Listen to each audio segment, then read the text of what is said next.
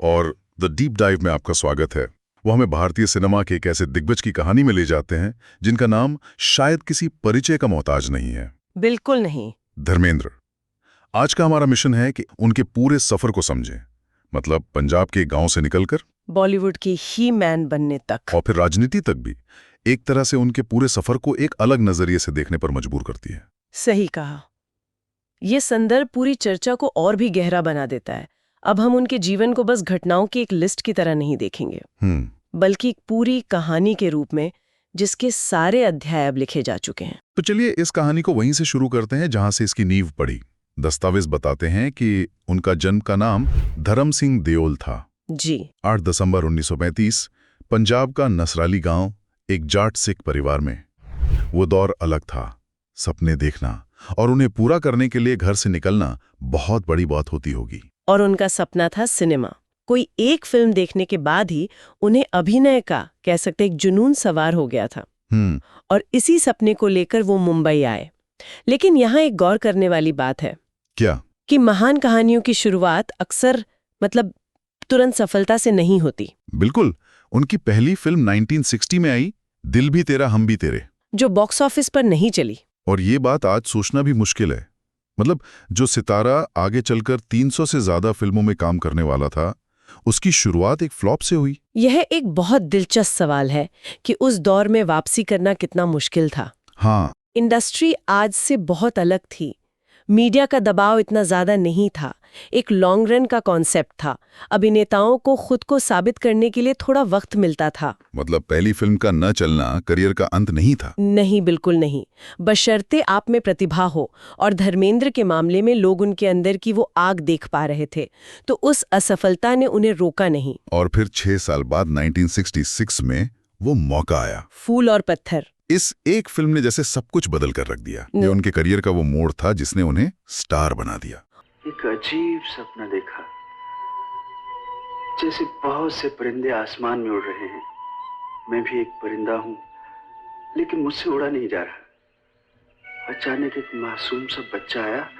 उसने मुझे यूं हाथों में उठाकर आसमान में उछाल दिया। और सिर्फ स्टार नहीं, स्रोत बताते हैं कि उनके रग्ड गुड लुक्स, मतलब वो एक मजबूत आकर्षक व्यक्तित्व, हाँ, उसने दर्शकों पर एक गहरा असर डाला। ये सिर्फ गुड लुक्स की बात नहीं थी, है ना? नहीं, उससे कहीं ज्यादा गहरी बात है।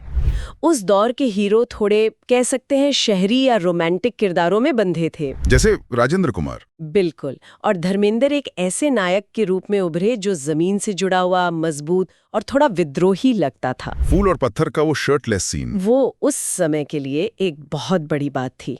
उसी ने उनकी ही मैन की छवि की नींव रखी। ये तो वाकई एक अहम विश्लेषण है। मतलब वो सिर्फ अभिनय नहीं कर रहे थे, वो उस समय की नब्ज पकड़ रहे थे। सही कहा। और फिर उन्होंने खुद को सिर्फ एक्शन तक ही सीमित नहीं रखा। 1975 का साल तो कमाल का साल था। मतलब एक ही साल में शोले का वीरू और दूसरी तरफ चुपके चुपके का डॉक्टर परिमल त्रिपाठी। सेवक आपके सामने उपस्थित है। हाँ, इस तरह आपकी और हमारी समस्याओं का समाधान भी हो जाएगा, इनकी कसम नहीं टूटेगी और जीजा के दर्शन हो जाएंगे। आखिर नौकरी तो कोई न्योता नहीं होती। देखो ये रेंज सोचिए जरा। हाँ, और यही उनकी काबिलियत का सबसे बड़ा सबूत है। एक तरफ शोले, जिसने एक्शन सिनेमा के सारे नियम बदल दिए, और वीरू का किरदार उनकी ही मैन वाली छवि का शिखर था। और दूसरी तरफ चुपके चुपके ऋषिकेश मुखर्जी की एक बेहद साफ सुथरी कॉमेडी, जहां वो एक सीधे साधे प्रोफेसर बने हैं। ये कमाल का संतुलन था। बिल्कुल। पर क्या ये उनकी सोची समझी रणनीति थी या बस उन्हें अच्छी स्क्रिप्ट मिलती जा रही थी? क्या स्रोत इस पर कुछ बताते हैं? स्रोतों के मुताबिक ये दोनों का मिला जुला रूप था। धर्मेंद्र को हमेशा अपनी प्रतिभा पर भरोसा था, लेकिन इसका बड़ा श्रेय ऋषिकेश मुखर्जी जैसे निर्देशकों को भी जाता है, जिन्होंने उनके अंदर के कॉमेडियन को पहचाना। अच्छा। एक मजेदार किस्सा भी है कि छुपके छुपके की शूटिंग के दौरान ऋषिकेश मुखर्जी ने उन्हें जानबूझकर मुश्किल और शुद्ध हिंदी के संवाद दिए थे, ये देखने के लिए कि ये ही मैन उन्हें कैसे संभालता है। हाँ, और नतीजा हम सबके सामने है। उन्होंने उस किरदार को अमर कर दिया। तो ये दिखाता है कि वो चुनौती लेने से कभी नहीं डरे। जाहिर है पर्दे पर तो ये सब चल ही रहा था, लेकिन पर्दे के पीछे भी उनका जीवन आकार ले रहा था, और वो अक्सर सुर्खियों में भी रहा। स्रोत उनके निजी जीवन के बारे में भी बताते हैं। उनकी पहली शादी प्रकाश कौर से हुई थी और बाद में 1980 में उन्होंने हेमा मालिनी से शादी की।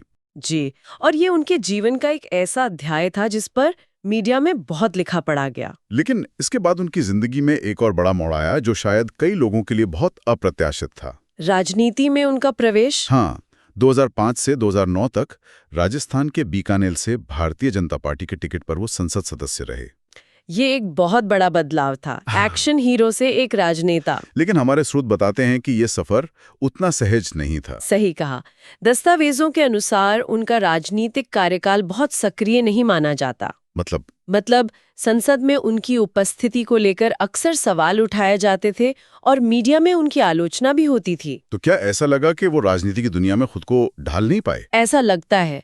ये इस बात का एक उदाहरण है कि फिल्मी दुनिया की अपार लोकप्रियता हमेशा राजनीतिक सफलता की गारंटी नहीं होती। राजनीति एक अलग ही खेल है। बिल्कुल, जिसके नियम और जरूरतें फिल्मी दुनिया से बहुत अलग होती हैं। तो क्या हम ये कह सकते हैं कि जो ही मैन वाली छवि पर्दे पर इतनी कामयाब थी, वो राजनीति के मैदान में उतनी कारगर साबित नहीं हुई? ये एक संभावना हो सकती है। या ये भी हो सकता है कि उनकी अपनी रुचि राजनीति की रोजमर्रा की खींचतान में उतनी थी ही नहीं। एक अनिच्छुक राजनेता कह सकते हैं शायद। उनके कई इंटरव्यू से ये इशारा मिलता है। जो भी हो, ये अध्याय उनकी शख्सियत में एक और परत जोड़ता है। और उनके इस लंबे और उतार चढ़ाव भरे करियर को समय समय पर सराहा भी गया। हाँ, उन्हें फिल्म से लाइफ टाइम अचीवमेंट अवार्ड से नवाजा गया। जी तो चाहता था कि मैं आपको भाई बहन कहकर पुकारूं। वक्त की रफ्तार ने मुझे थोड़ा सा मजबूर किया है कि मैं आप सबको दोस्त कहकर पुकारूं, क्योंकि दोस्त की सफ में सब आ जाते हैं, भाई बहन दोस्त माशूक भी। तो मैं आज इतना खुशनसीब हूं कि फिल्म फेयर ने मुझे इस काबिल समझा कि मुझे ये ट्रॉफी दी जाए लाइफ टाइम अचीवमेंट की। उससे ज़्यादा खुशनसीब मैं हूं कि आज ये ट्रॉफी उस बादशाह के हाथ से मिली है, उस अजीम शख्सियत के हाथ से मिली है जिसको जब मैं अपने गांव में रहता था ऐसे लगता था मेरा भाई वहाँ बॉम्बे में है, मैं जाके मिलूंगा गले से, और जब मैं आके मिला तो मेरा भाई मुझे उसी तरह प्यार से मिला। और भारत सरकार द्वारा पद्म भूषण भी दिया गया, जो देश के सर्वोच्च सम्मानों में से एक है। ये पुरस्कार सिर्फ उनकी 300 से ज्यादा फिल्मों की गिनती के लिए नहीं है। नहीं, ये दशकों तक भारतीय सिनेमा पर उनके गहरे असर को दर्शाते हैं। ये सम्मान इस बात का प्रतीक है कि उन्होंने भारतीय संस्कृति पर अपनी एक अमिट छाप छोड़ी है। उनकी विरासत क्या है, अगर एक लाइन में कहना हो? वो एक बाहरी व्यक्ति थे जिसने इस इंडस्ट्री में आकर अपनी जगह बनाई और दशकों तक शिखर पर बने रहे। उन्होंने न केवल शोले जैसी ब्लॉकबस्टर फिल्में दी, बल्कि अनुपमा और सत्यकाम जैसी कलात्मक रूप से सराही गई फिल्मों में भी काम किया। ये संतुलन बहुत कम कलाकार बना पाते हैं। बिल्कुल। तुमने देखा कि कैसे एक सपना जो एक छोटे से शहर के सिनेमा हॉल में शुरू हुआ था, एक असाधारण जीवन की कहानी में बदल गया। पंजाब के धर्म सिंह देओल से लेकर बॉलीवुड की ही मैन तक, एक राजनेता और फिर पद्म भूषण से सम्मानित एक राष्ट्रीय हस्ती। ये कहानी सिर्फ एक व्यक्ति की नहीं, उस दौर के भारत की भी है। सही कहा। अगर हम इस पूरी तस्वीर को एक साथ देखें तो ये सिर्फ एक अभिनेता की कहानी नहीं है, ये बदलते भारत में महत्वाकांक्षा, सफलता और पहचान की कहानी है। धर्मेंद्र उस पीढ़ी के प्रतीक हैं जिसने आजादी के बाद के भारत में अपने लिए जगह बनाई। उनकी ऑन स्क्रीन छवि ने लाखों लोगों को एक तरह का आत्मविश्वास दिया। और उनका ऑफ स्क्रीन जीवन हमेशा चर्चा में रहा। वो सिर्फ एक एक्शन हीरो नहीं थे, बल्कि एक ऐसे कलाकार थे जिन्होंने कॉमेडी, रोमांस, ड्रामा हर विधा में अपनी छाप छोड़ी और भारतीय संस्कृति का एक अहम हिस्सा बन गए। उनकी विरासत उनकी फिल्मों के जरिए हमेशा हमारे बीच रहेगी। बिल्कुल। और इसी के साथ हम आज की इस गहरी पड़ताल के अंत में पहुंच गए हैं।